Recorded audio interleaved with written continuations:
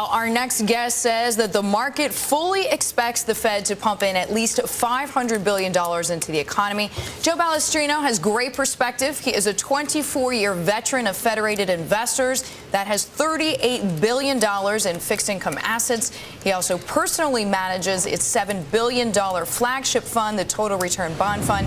He is joining us now from Federated's offices in Pittsburgh. Joe, thanks so much for joining us this morning.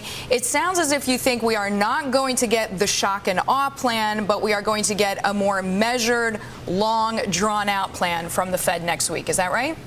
We believe that's right, Deirdre, and the reason being the Fed is really focused on the second part of their mandate. Kind of the textbook approach is inflation is too low, and none of us in our lifetime have ever heard the Fed say that. The reality is, so the answer to the question of how much do they need to do, the reality is they don't know. They need to do whatever it is to get inflation up.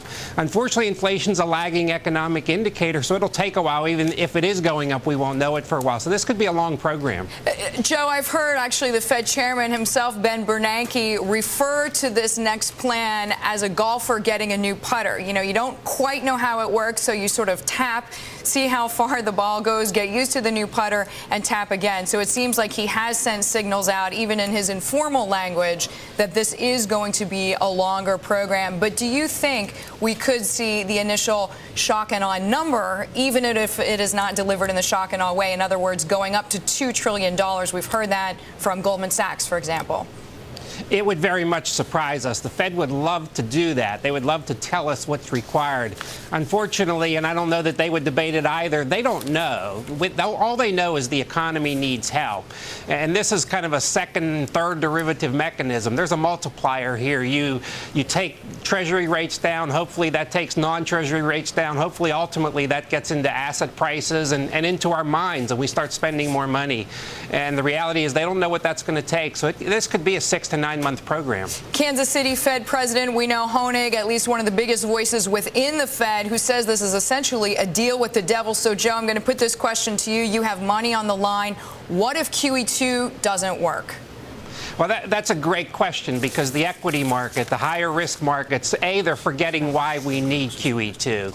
And the simple reason is the economy's not doing very well. The other conclusion that that market has made, the stock market, is that, in fact, it already worked in the junk bond market. If it doesn't work, we're looking at a double-dip recession, because now the Fed would have shot most of their bullets, but it's an unlimited supply. They will have to monetize the debt and just keep buying. Joe, what's the best thing for a fixed income investor? We have about 45 seconds left. Bill Gross saying the bond rally is over yesterday. Hate to ask you to comment on a competitor, but there's the question.